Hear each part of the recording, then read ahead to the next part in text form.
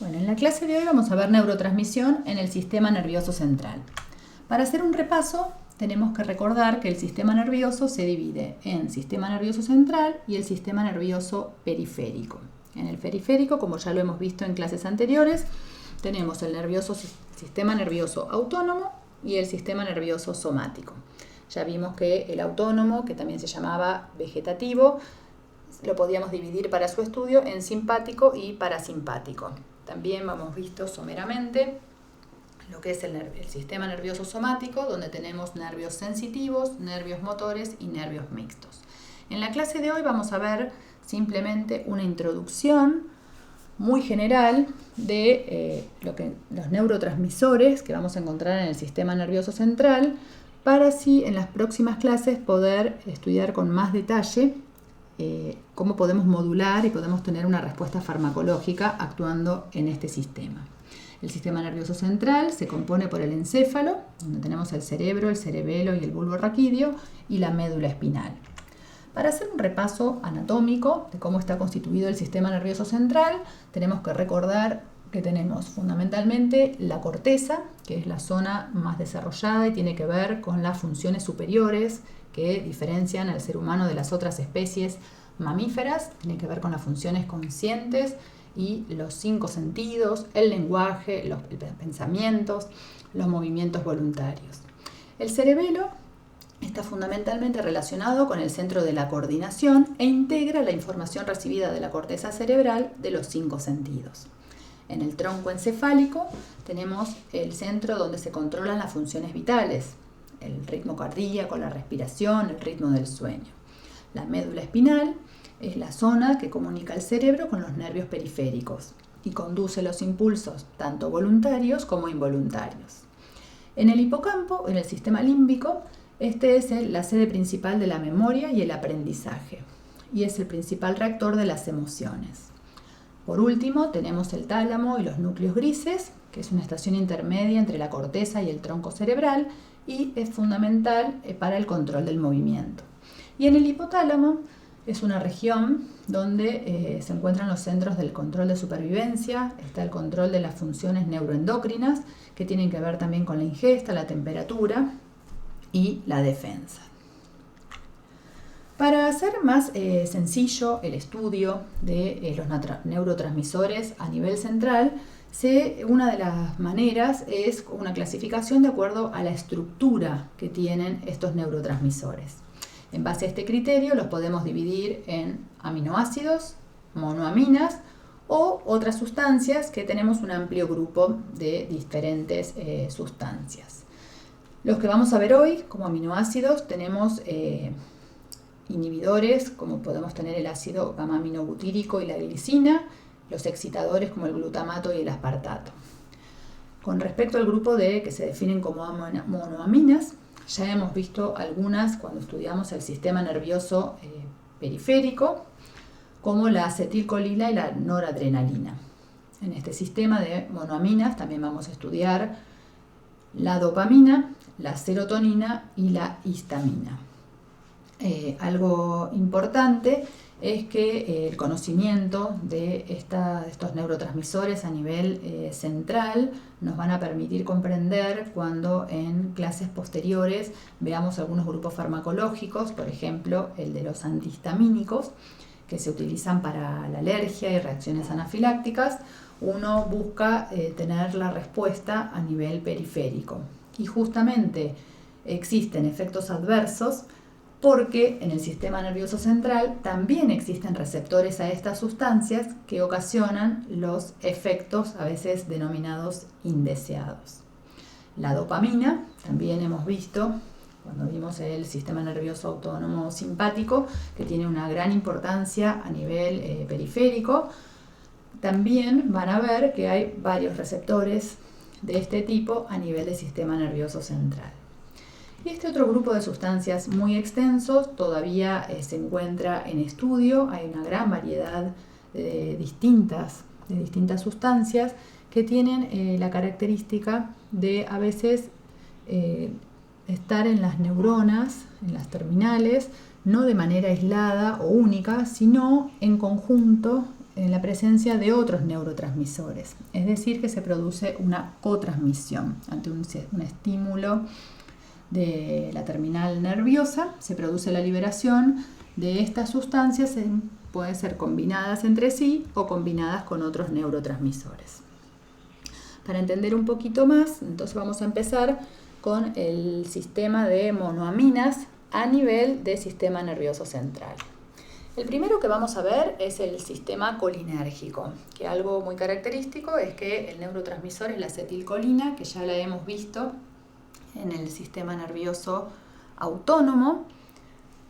También es importante saber que hay receptores para la acetilcolina a nivel central. ¿Cómo es la estructura o anatómicamente? Bueno, los primeros sistemas principales, sistemas estos colinérgicos, se originan en el núcleo de Meynert y en los núcleos mediales del septo. Y algo importante es que se proyectan estas neuronas, esta transmisión, de forma extendida a través de la corteza cerebral y también hacia el hipocampo. ¿Cuál es la función de este sistema a nivel central? Bueno, se llama, por su disposición estructural, se habla de que es un sistema de modulación difusa. Se vio que está implicado para mantener el tono general de alerta y de vigilia, facilita la excitabilidad de la corteza y modula el procesamiento sensorial.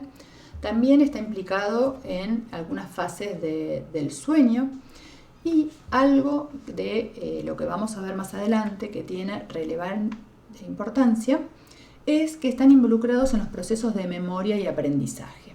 Esto se vio, por ejemplo, que en la enfermedad de Alzheimer, que vemos que clínicamente se produce una disminución de la memoria y hay dificultades cognitivas, porque justamente hay una alteración, una de las tantas alteraciones es a nivel del sistema colinérgico.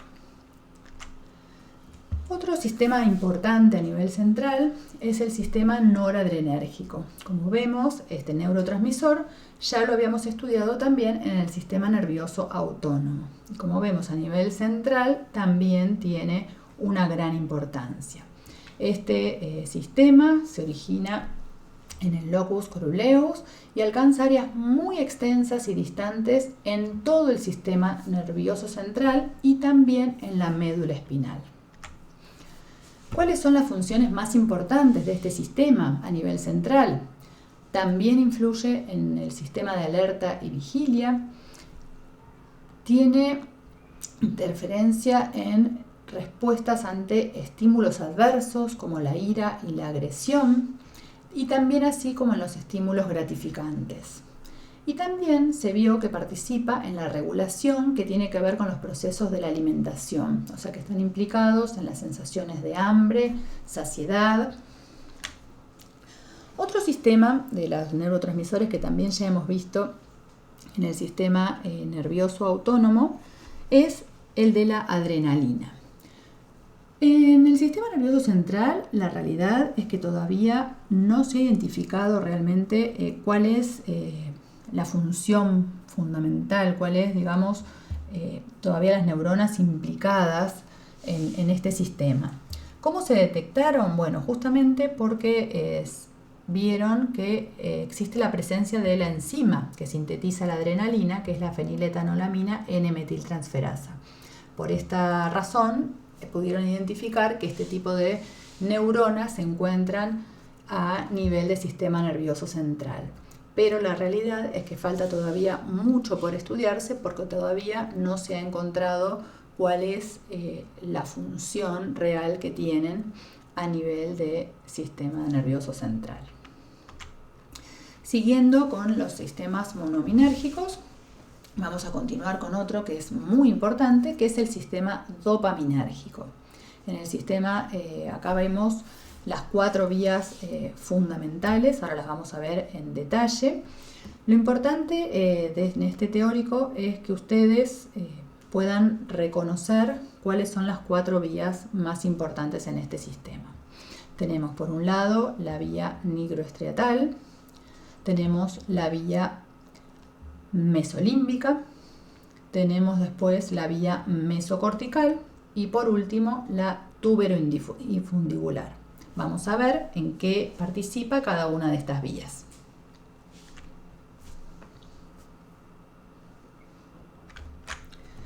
Bueno, la vía nigroestriada la vamos a ver más adelante cuando veamos el teórico que tiene que ver con enfermedad de Parkinson.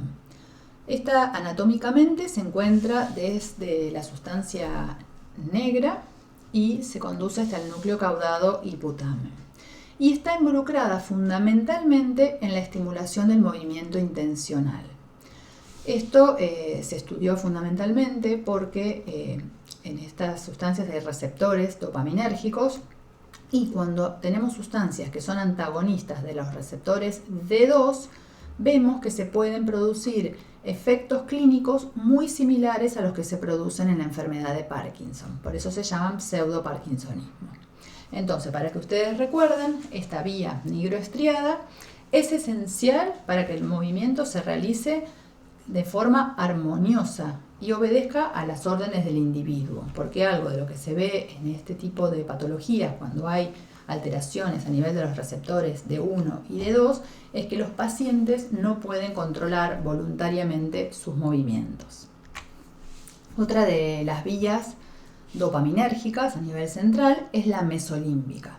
Y bueno, como siempre, muchas veces se ve el efecto cuando hay alguna alteración, se puede deducir cuál es el funcionamiento cuando está normal. Y se vio que está implicado en los síntomas positivos de la esquizofrenia, es decir, los síntomas que tienen que ver con las etapas maníacas. Después, cuando veamos el grupo de fármacos antipsicóticos, que son medicamentos que se utilizan para esta enfermedad, que es la esquizofrenia, vamos a ver que se caracteriza porque tiene dos fases. Una positiva o de manía, donde hay como una hiperexcitación del individuo, y otra negativa o de depresión.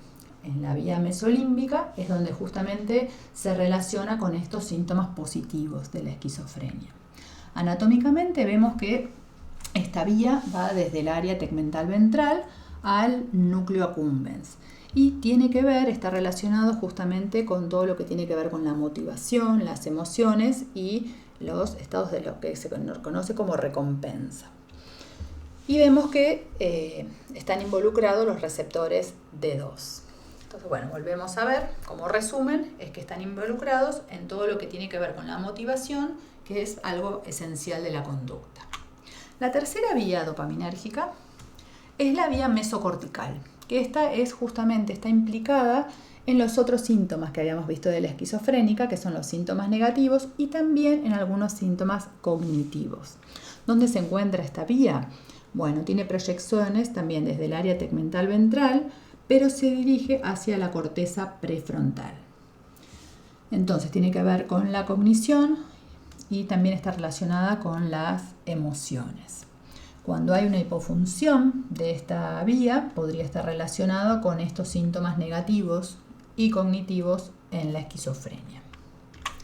La última vía, que es de las dopaminérgicas, es otra vía totalmente distinta, que es la túbero-infundibular y tiene que ver su acción con la liberación de prolactina.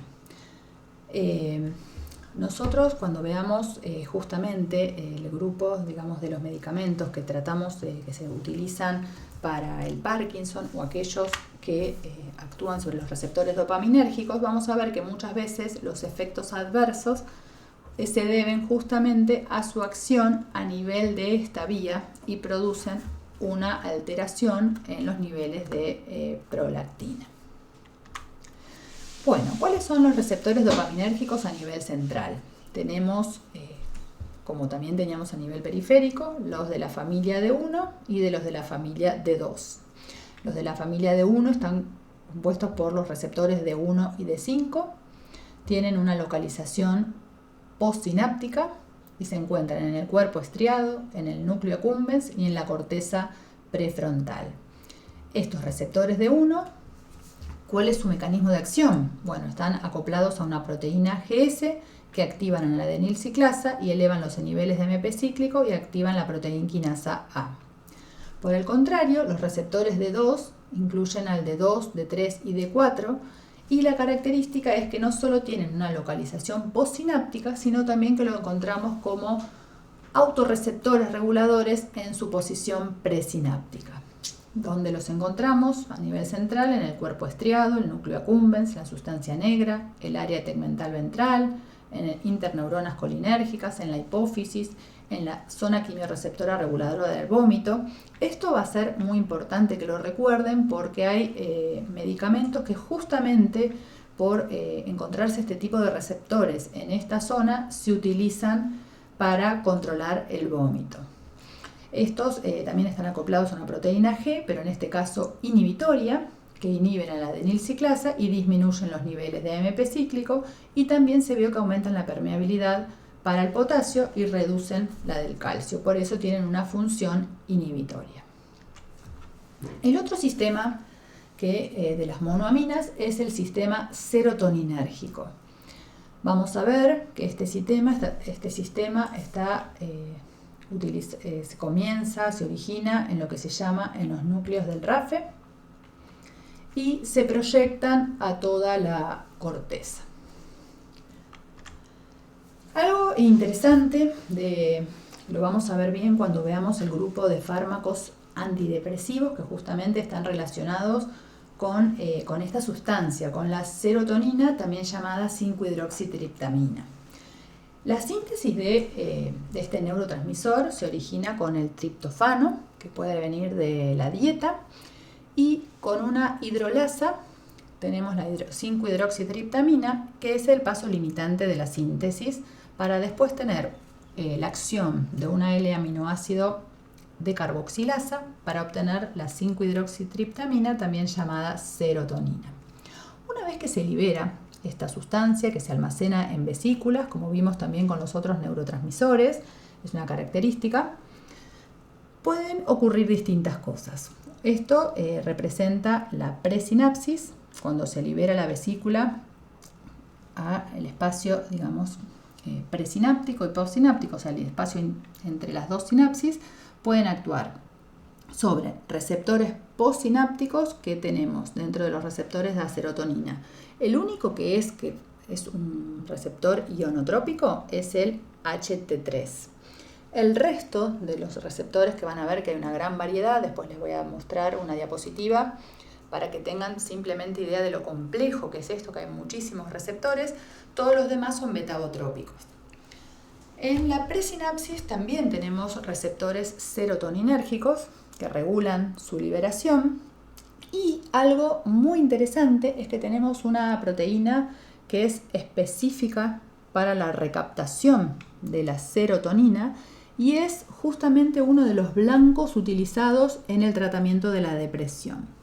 Porque, bueno, ahora vamos a ver, la serotonina está implicada en todo lo que tiene que ver con las emociones y los estados de ánimo, y la recaptación de la misma disminuye su cantidad en el espacio intersináptico. Entonces, uno de los blancos, justamente inhibiendo este transportador que recapta la serotonina, aumenta la cantidad de serotonina en el espacio, aumentando, digamos, la posibilidad de su acción, y es uno de los mecanismos que vamos a ver en los fármacos antidepresivos. Esta diapositiva simplemente es para que ustedes tengan idea de la cantidad, de la variedad. Hay 7 tipos de receptores serotoninérgicos, la mayoría están acoplados a proteína G, tanto inhibitorias como excitatorias, y solo, como les mencionaba antes, el receptor HT3 es el único que es un receptor ionotrópico, es decir, que es un canal iónico sensible al sodio y al potasio.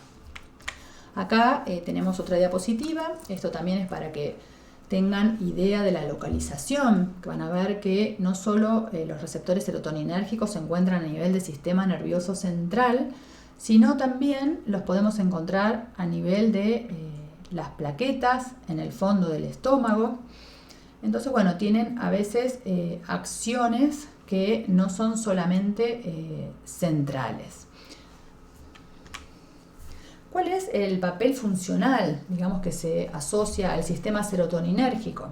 Bueno, tienen un papel decisivo en el mantenimiento del tono interno afectivo y del tono vital. También están involucradas en la regulación neuroendocrina, en el control del apetito y de la ingesta y de la temperatura corporal. Esto de la regulación de la temperatura corporal también es muy importante porque se vio que los fármacos a veces que actúan regulando este sistema pueden producir una reacción adversa muy importante que se manifiesta por fiebre, que justamente es porque actúan a nivel central en donde está la regulación de la temperatura.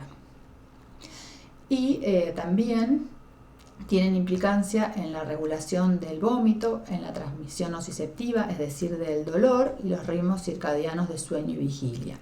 Con respecto a este punto de la transmisión nociceptiva, el conocimiento de esto, es decir, que están involucrados en lo que es la transmisión del dolor, es la razón por la cual se asocian este tipo de medicamentos que actúan a nivel de la recaptación de serotonina, es decir, los antidepresivos, en patologías, por ejemplo, como la fibromialgia, donde el síntoma característico es el dolor intenso que no lo pueden manejar.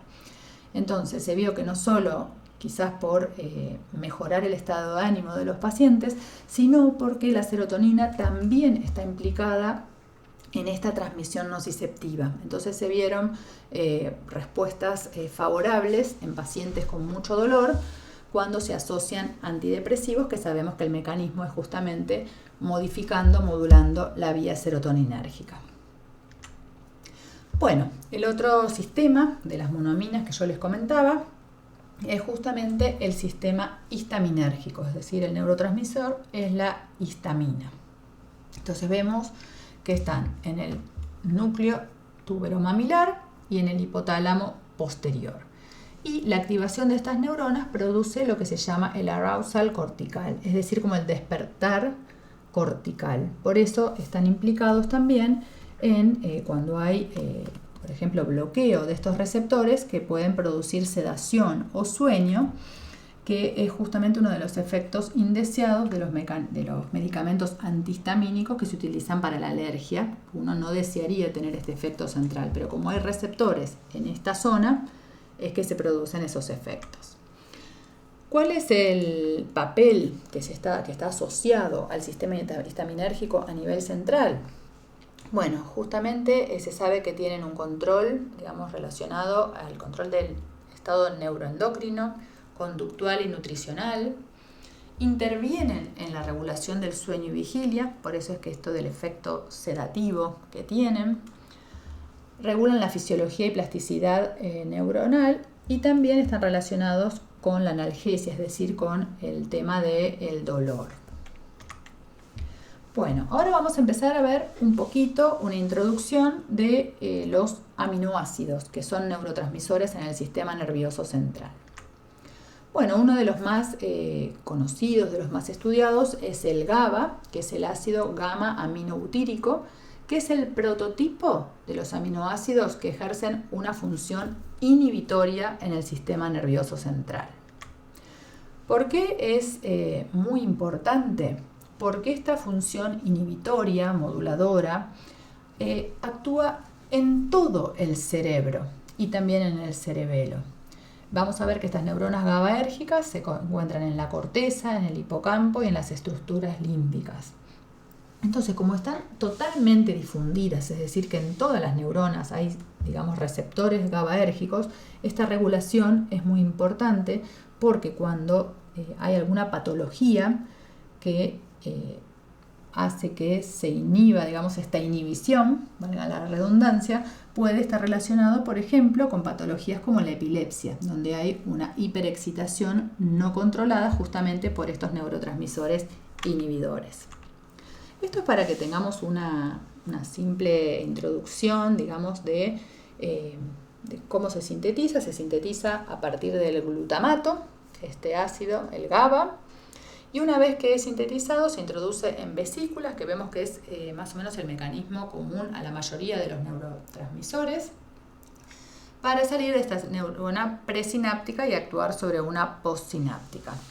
En general, el GABA actúa sobre receptores GABA A y GABA B en la neurona postsináptica.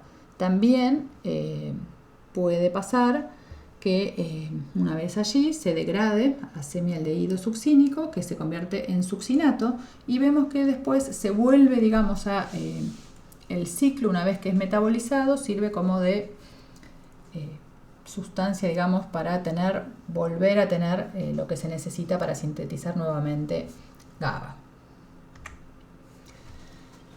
Bueno, ¿cómo son los receptores para el GABA? Bueno, hay de varios tipos. Volvemos a ver que tenemos receptores ionotrópicos, es decir, que son canales iónicos, como tenemos el GABA-A, y metabotrópicos, como el GABA-B y el GABA-C.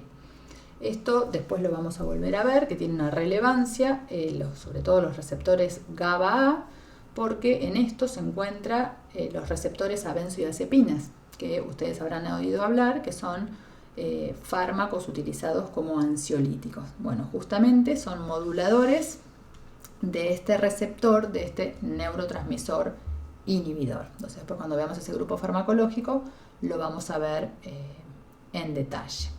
Entonces vamos a ver que los GABA abren canales de cloro e inhiben la conducción del impulso nervioso. Después tenemos los receptores GABA-B y GABA-C, que están involucrados en la permeabilidad, digamos, del potasio, que aumentan y transmiten la señal por medio de segundos mensajeros. ¿Cuál es el papel funcional de este sistema GABAérgico? Bueno, lo más importante que tienen que recordar es el efecto inhibidor en todos los sistemas neuronales. Siempre actúa como inhibidor. Participa tanto en funciones motoras como sensitivas. Inhibe la hiperactividad focalizada, que es lo que yo les decía que se ve alterado en algunos cuadros epilépticos.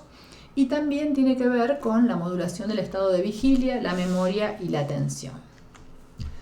Otro neurotransmisor que vamos a ver es la glicina. Este también es otro de los neurotransmisores inhibidores, y esto, bueno, es simplemente para que lo sepan. En general no vamos a ver más que esto. Bueno, ahora vamos a pasar a los neurotransmisores que son excitatorios del sistema nervioso central, que uno de ellos es el glutamato. Este es el principal neurotransmisor excitador del sistema nervioso central en los mamíferos y actúa tanto sobre receptores acoplados a canales iónicos, que son los ionotrópicos, como a receptores metabotrópicos. Este glutamato se puede sintetizar a partir del alfa-cetoglutarato o a partir de la glutamina. O sea, hay distintas vías de síntesis para tener este neurotransmisor que es el glutamato. Los receptores sobre los que actúa tenemos, por un lado, 3 tipos de receptores ionotrópicos conocidos como NMDA, AMPA y kainato. Después vamos a ver cuando veamos los grupos farmacológicos específicos, vamos a ver fármacos que actúan específicamente sobre alguno de estos tipos de receptores. Y también tenemos acción sobre receptores acoplados a proteína G, que son los metabotrópicos. El glutamato, para que ustedes recuerden, está involucrado tanto en procesos fisiológicos como fisiopatológicos. Entonces, en los procesos fisiológicos regulan la transmisión sináptica neuronal, tienen que ver con el aprendizaje y la memoria y el desarrollo de la plasticidad interneuronal. Cuando este sistema está alterado, se pueden producir fenómenos como la epileptogénesis, puede haber algunas neuropatologías agudas asociadas a una no regulación de este neurotransmisor, y también están implicados en la enfermedad del Alzheimer, del Huntington y del Parkinson. Para terminar la clase vamos a ver muy someramente estas sustancias que también son neurotransmisores y son los neuropéptidos. Una característica que tienen es que suelen provocar acciones más prolongadas. En este caso se sintetizan en los ribosomas del soma neuronal.